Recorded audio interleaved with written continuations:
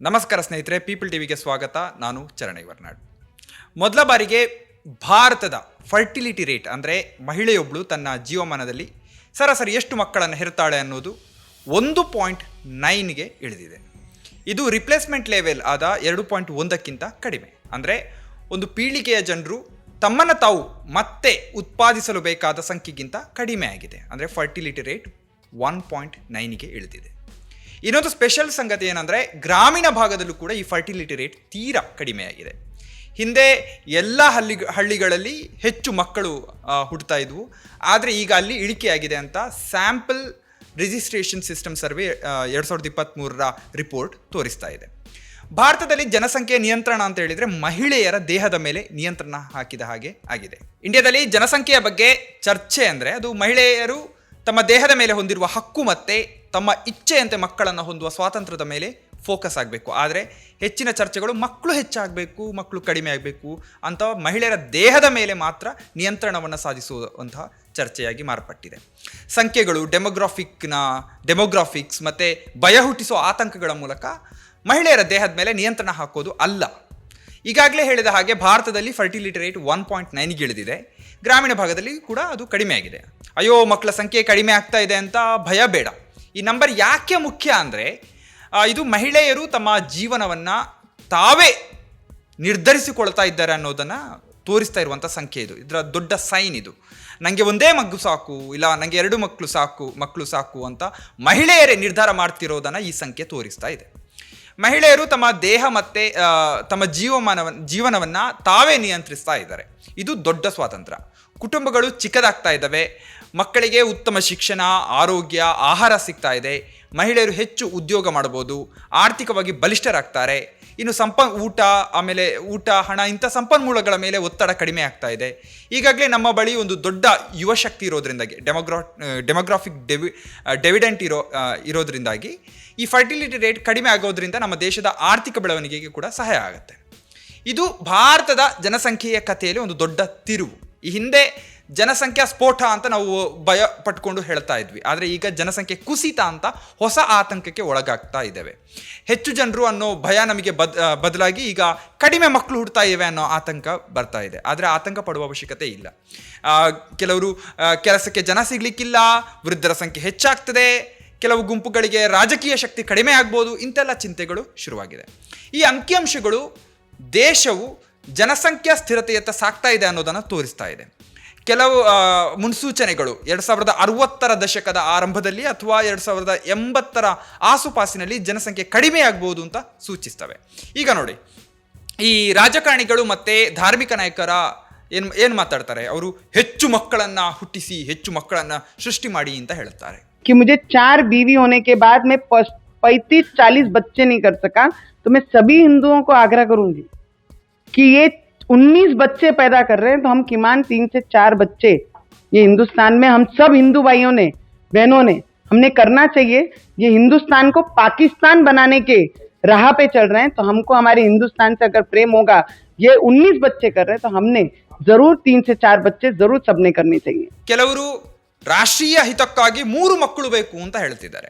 ಇನ್ನು ಕೆಲವರು ಸಂಸ್ಕೃತಿ, ಪರಂಪರೆ, ಪ್ಯಾಟ್ರಿಯಾಟಿಸಮ್ ಅಥವಾ ರಾಜಕೀಯ ಪ್ರಾತಿನಿಧ್ಯದ ಹೆಸರಿನಲ್ಲಿ ಹೆಚ್ಚು ಮಕ್ಕಳನ್ನು ಮಾಡಬೇಕು ಅಂತ ಒತ್ತಾಯಿಸ್ತಾ ಇದ್ದಾರೆ. ಉದಾಹರಣೆಗೆ ದಕ್ಷಿಣದ ರಾಜ್ಯಗಳಲ್ಲಿ ಅಂದರೆ ತಮಿಳುನಾಡು ಮತ್ತು ಆಂಧ್ರ ಪ್ರದೇಶದ ಅಲ್ಲಿನ ನಾಯಕರು ಈಗ ಹೆಚ್ಚು ಮಕ್ಕಳಿಗೆ ಪ್ರೋತ್ಸಾಹ ಕೊಡ್ತಾ ಇದ್ದಾರೆ, ಹೆಚ್ಚು ಮಕ್ಕಳನ್ನು ಉತ್ಪಾದಿಸಿ ಅಂತ ಹೇಳ್ತಿದ್ದಾರೆ. ಯಾಕಂದರೆ ಅಲ್ಲಿ ಫರ್ಟಿಲಿಟಿ ರೇಟ್ ತುಂಬ ಕಡಿಮೆಯಾಗಿದೆ. ಆದರೆ ಇಲ್ಲಿ ನಿಜವಾದ ಸಮಸ್ಯೆ ಏನು ಗೊತ್ತಾ? ಈ ಎಲ್ಲ ಚರ್ಚೆಗಳ ಕೇಂದ್ರದಲ್ಲಿ ಮಹಿಳೆಯರ ದೇಹ ಇರ್ತದೆ. ಅವರ ವೈಯಕ್ತಿಕ ಸ್ವಾತಂತ್ರ್ಯ, ಆಯ್ಕೆ ಮತ್ತು ಕನಸುಗಳ ಬಗ್ಗೆ ಅವರು ಮಾತಾಡ್ತಾ ಇಲ್ಲ. ಮಕ್ಕಳು ಹುಟ್ಟಿಸಬೇಕು ಅಂತ ಅವರು ದೇಹ ಕೇಂದ್ರಿತವಾದ ಚರ್ಚೆಯನ್ನು ಮಾಡ್ತಾ ಇದ್ದಾರೆ. ಈಗ ನೋಡಿ, ಭಾರತದಲ್ಲಿ ಫರ್ಟಿಲಿಟಿ ಅನ್ನೋದು ಕೇವಲ ಆರೋಗ್ಯದ ವಿಷಯ ಅಲ್ಲ, ಅದು ಒಂದು ರಾಜಕೀಯ ಪ್ರಾಜೆಕ್ಟ್. ಬ್ರಿಟಿಷರ ಕಾಲದಿಂದಲೂ ಜನಸಂಖ್ಯೆಯ ಭಯ ಇತ್ತು. ಸ್ವತಂತ್ರ ಭಾರತದಲ್ಲೂ ಅದನ್ನು ಡೆವಲಪ್ಮೆಂಟ್ ಅನ್ನೋ ಹೆಸರಿನಲ್ಲಿ ಮಹಿಳೆಯರ ಮೇಲೆ ನಿಯಂತ್ರಣ ಹಾಕೋದಕ್ಕೆ ಬಳಸ್ತಾ ಬಂದಿದ್ದಾರೆ.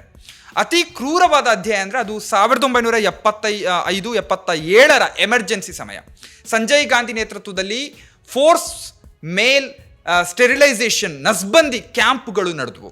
ಲಕ್ಷಾಂತರ ಗಂಡಸರನ್ನ ಒತ್ತಾಯದಿಂದ ಕರ್ಕೊಂಡು ಬಂದು ಆಪರೇಷನ್ ಮಾಡಿಸಿದ್ರು. ಕೆಲವರು ಸಾವನ್ನಪ್ಪಿದ್ರು.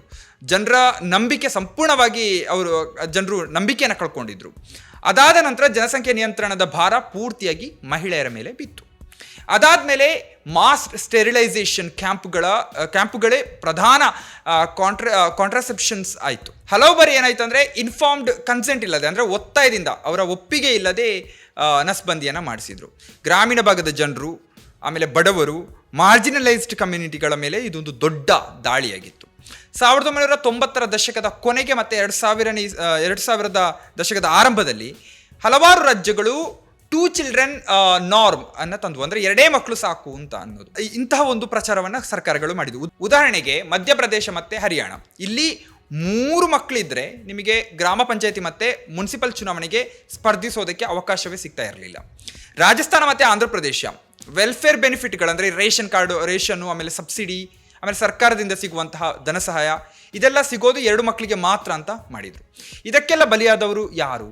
ಬಡವರು, ಗ್ರಾಮೀಣ ಭಾಗದ ಜನರು, ಹಿಂದುಳಿದ ವರ್ಗಗಳು. ಈಗಲೂ ನೋಡಿ, ಭಾರತದ ಫ್ಯಾಮಿಲಿ ಪ್ಲಾನಿಂಗ್ ಪ್ರೋಗ್ರಾಮ್ ಏನಿದೆ ಅದು ಟಾರ್ಗೆಟ್ ಫ್ರೀ ಅಂತ ಘೋಷಣೆ ಮಾಡಿದ ಮೇಲೆ ಕೂಡ ಸ್ಟೆರಿಲೈಸೇಷನ್ ಅನ್ನೋದು ಒಂದೇ ದೊಡ್ಡ ಸಂಖ್ಯೆಯಾಗಿ ಮುಂದುವರಿಕೊಂಡು ಬರ್ತಾ ಇದೆ. ಟಾರ್ಗೆಟ್ ಇಲ್ಲ ಅಂತ ಹೇಳಿದ್ರು, ಅಂದರೆ ಈಗ ಇಷ್ಟು ಟಾರ್ಗೆಟ್ ಹಾಕೊಂಡಿಲ್ಲ ಅಂತ ಹೇಳಿದ್ರು ಕೂಡ ಆಪರೇಷನ್ ಮಾಡಿಸೋ ಸಂಖ್ಯೆ ಜಾಸ್ತಿ ಆಗ್ತಲೇ ಇದೆ.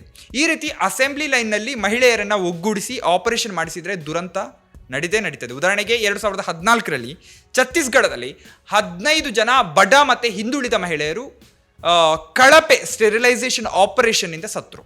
ಅವರ ಜೀವನ, ಅವರ ಗೌರವ, ಹಕ್ಕುಗಳನ್ನು ಕೇವಲ ಟಾರ್ಗೆಟ್ ರೀಚ್ ಮಾಡಬೇಕು ಅನ್ನೋ ದೃಷ್ಟಿಯಿಂದ ತುಚ್ಛವಾಗಿ ನಡೆಸ್ಕೊಂಡ್ರು.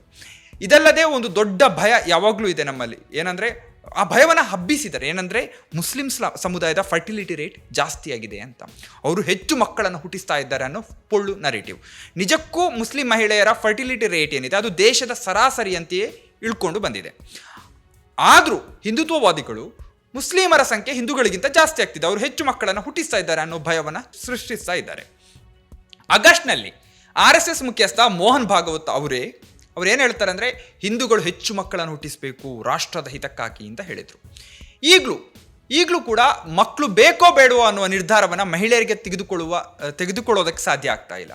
ಮಕ್ಕಳು ಯಾವಾಗ ಬೇಕು, ಎಷ್ಟು ಮಕ್ಕಳು ಬೇಕು, ಇದೆಲ್ಲ ಮಹಿಳೆಯರು ನಿರ್ಧರಿಸಬೇಕು. ಯಾಕಂದರೆ ಮಕ್ಕಳನ್ನು ಗಂಡಸರು ತಮ್ಮ ದೇಹದಲ್ಲಿ ಹೊತ್ಕೊಳ್ಳೋದಿಲ್ಲ. 9 ತಿಂಗಳು ಮಹಿಳೆಯರು ಹೊತ್ಕೊಂಡು ಬದುಕ್ತಾರೆ. ಈ ಮಹಿಳೆಯರಿಗೆ ಯಾಕೆ ನಮಗೆ ಎಷ್ಟು ಮಕ್ಕಳು ಬೇಕು, ಯಾವಾಗ ನಾವು ಮಕ್ಕಳನ್ನು ಹೊಂದಬೇಕು ಅನ್ನೋದನ್ನು ನಿರ್ಧಾರ ಮಾಡೋದಕ್ಕೆ ಸಾಧ್ಯ ಆಗ್ತಾ ಇಲ್ಲ ಯಾಕಂದರೆ ಅವ್ರ ಮೇಲೆ ಒಂದು ದೊಡ್ಡ ಜೆಂಡರ್ಡ್ ಲೇಬರ್ ಭಾರ ಇದೆ.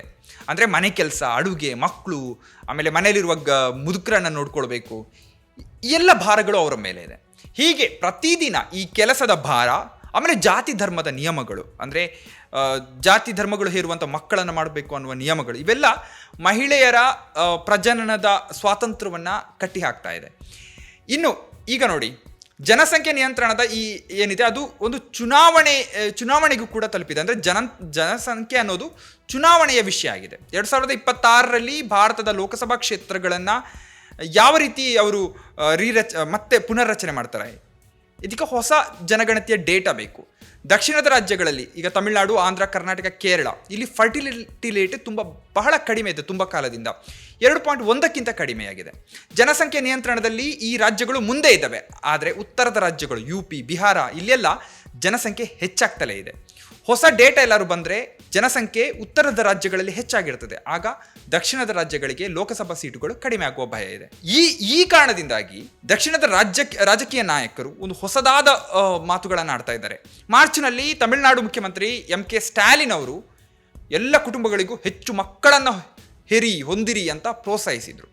ರಾಜಕೀಯ ಪ್ರಾತಿನಿಧ್ಯ ಉಳಿಸೋದಕ್ಕೆ ಅವರು ಈ ರೀತಿಯ ಘೋಷಣೆಯನ್ನು ಮಾಡಿದರು.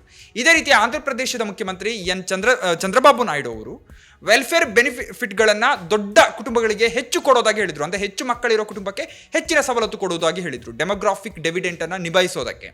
ಹೀಗೆ ಫರ್ಟಿಲಿಟಿ ಈಗ ಕೇವಲ ವೈಯಕ್ತಿಕ ಆಯ್ಕೆ ಅಲ್ಲ, ಅದೊಂದು ರಾಜಕೀಯ ಪ್ರಾತಿನಿಧ್ಯ ಮತ್ತು ಆರ್ಥಿಕ ಹಿತಕ್ಕಾಗಿ ಬಳಸಲಾಗ್ತಾ ಇರುವ ಸಾಧನ ಆಗಿದೆ. ರಾಜಕೀಯ, ಆರ್ಥಿಕ, ಸಾಮಾಜಿಕ ಈ ಎಲ್ಲ ಭಯಗಳೆಲ್ಲ ಕೂಡ ಮಹಿಳೆಯರ ಮೇಲೆ ಕೇಂದ್ರೀಕೃತ ಆಗುತ್ತೆ. ಅವರ ವ್ಯಕ್ತಿತ್ವ ಮರೆಯಾಗಿ ಅವರು ದೇಶದ ಡೆಮೋಗ್ರಾಫಿಕ್ ಭವಿಷ್ಯದ ಭಾರವನ್ನು ಮಹಿಳೆಯರು ಹೊರುವಂತೆ ಕಾಣಿಸಿಕೊಳ್ತಾ ಇದ್ದಾರೆ. ಆದರೆ ನಿಜವಾದ ಬದಲಾವಣೆ ಏನು ಆಗಬೇಕು? ಜನಸಂಖ್ಯೆ ಟಾರ್ಗೆಟ್ಗಳಿಂದ ದೂರ ಸರಿದು ಪ್ರಜನನದ ನ್ಯಾಯದ ಚೌಕಟ್ಟಿಗೆ, ಅಂದರೆ ಹೆರಿಗೆ ಏನಿದೆ ಅದನ್ನು ನ್ಯಾಯದ ಚೌಕಟ್ಟಿನೊಳಗೆ ತರಬೇಕು. ಪ್ರತಿ ವ್ಯಕ್ತಿಗೂ ಆ ಹಕ್ಕು ಬೇಕು ನಿರ್ಧಾರ ಮಾಡುವ, ಮಕ್ಕಳನ್ನು ಬೇಕೋ ಬೇಡವೋ, ಯಾವಾಗ ಬೇಕು ಅನ್ನೋ, ಎಷ್ಟು ಮಕ್ಕಳು ಬೇಕು ಅನ್ನೋ, ಯಾವ ಸ್ಥಿತಿಯಲ್ಲಿ ಮಕ್ಕಳನ್ನು ಮಾಡ್ಕೋಬೇಕು ಅನ್ನೋ ನಿರ್ಧಾರ ಮಾಡುವ ಹಕ್ಕು ಪ್ರತಿಯೊಬ್ಬರಿಗೂ ಬೇಕು. ಒತ್ತಾಯ, ಸರ್ಕಾರದ ಪ್ರೋತ್ಸಾಹ, ನೈತಿಕ, ಧರ್ಮ, ನ್ಯಾಯ, ಜಾತಿಗಳ ಒತ್ತಡ ಯಾವುದು ಇರದೆ ವೈಯಕ್ತಿಕವಾಗಿ ಮಕ್ಕಳನ್ನು ಮಾಡಿಕೊಳ್ಳಬೇಕೋ ಬೇಡವೋ ಅನ್ನುವ ನಿರ್ಧಾರವನ್ನು ಮಾಡಿಕೊಳ್ಳುವ ಹಕ್ಕನ್ನು ಜನರಿಗೆ ಸಿಗಬೇಕು. ಇದು ಪ್ರತಿಯೊಬ್ಬರ ಹಕ್ಕು. ಇದು ಭಾರತೀಯ ಸಂವಿಧಾನದ ಆರ್ಟಿಕಲ್ 21 ಅಡಿಯಲ್ಲಿ ಕೊಟ್ಟಿರುವಂತಹ ಹಕ್ಕು. ಅಂದರೆ ಗೌರವ, ಗೌಪ್ಯತೆ, ದೇಹದ ಸ್ವತಂತ್ರತೆ, ಈ ಎಲ್ಲ ಹಕ್ಕುಗಳು. ಸುಪ್ರೀಂ ಕೋರ್ಟ್ನ ಹಲವಾರು ಐತಿಹಾಸಿಕ ತೀರ್ಪುಗಳೇನಿದ್ದಾವೆ, ಈಗ 2009ರಲ್ಲಿ ಬಂದಂಥ ಒಂದು ತೀರ್ಪು, ಮಾನಸಿಕವಾಗಿ ಸಮಸ್ಯೆಯಲ್ಲಿರುವಂತಹ ಮಹಿಳೆಯರ ಗರ್ಭಧಾರಣೆಯ ಮೇಲೆ ಬಂದಂಥ ತೀರ್ಪು, ಮತ್ತು 2017ರ KS ಪುಟ್ಟಸ್ವಾಮಿ ಪ್ರೈವೇಸಿ ತೀರ್ಪು ಇರ್ಬೋದು, ಇವೆಲ್ಲವೂ ಕೂಡ ಇದನ್ನೇ ಹೇಳುತ್ತವೆ. ನಿಜವಾದ ಹಕ್ಕು ಆಧಾರಿತ ವಿಧಾನಕ್ಕೆ ನಾವು ಬರಬೇಕು. ಎಲ್ಲ ರೀತಿಯ ಕಾಂಟ್ರಾಸೆಪ್ಷನ್ಸ್ ಮತ್ತು ಸುರಕ್ಷಿತವಾದಂತಹ ಅಬೋರ್ಷನ್ ಸೇವೆಗಳಿಗೆ ಒತ್ತಾಯ ಇಲ್ಲದೆ ಪೂರ್ಣ ಪ್ರಮಾಣದ ಅವಕಾಶ ಸಿಗಬೇಕು. ಲಿಂಗ ತಾರತಮ್ಯ, ಆಮೇಲೆ ಶಿಕ್ಷಣ, ಉದ್ಯೋಗದ ಕೊರತೆ, ಲಿಂಗಾಧಾರಿತವಾದ ಹಿಂಸೆ ಇವೆಲ್ಲವೂ ಹೋಗಬೇಕು. ಮಹಿಳೆಯ ಆಯ್ಕೆಗೆ ಗೌರವ ಸಿಗಬೇಕು. ಅವಳ ದೇಹಕ್ಕೆ ಸ್ವಾತಂತ್ರ್ಯ ಸಿಗಬೇಕು. ಅವಳು ನಿರ್ಧಾರ ಮಾಡಬೇಕು ನಮಗೆ ಮಕ್ಕಳು ಬೇಕೋ ಬೇಡವೋ ಅಂತ. ಅಂತಹ ನಿರ್ಧಾರಗಳು ಇವತ್ತು ಮಹಿಳೆಯರೇ ಮುಂದೆ ಬಂದು ಅಂತಹ ನಿರ್ಧಾರಗಳನ್ನು ತೆಗೆದುಕೊಳ್ತಾ ಇದ್ದಾರೆ ಅನ್ನೋದು ಈ ಬಾರಿ ನಮ್ಮ ದೇಶದ ಫರ್ಟಿಲಿಟಿ ರೇಟ್ ನಮಗೆ ತೋರಿಸ್ತಾ ಇದೆ. ಅದೇ ನಿಜವಾದ ಪ್ರಗತಿ.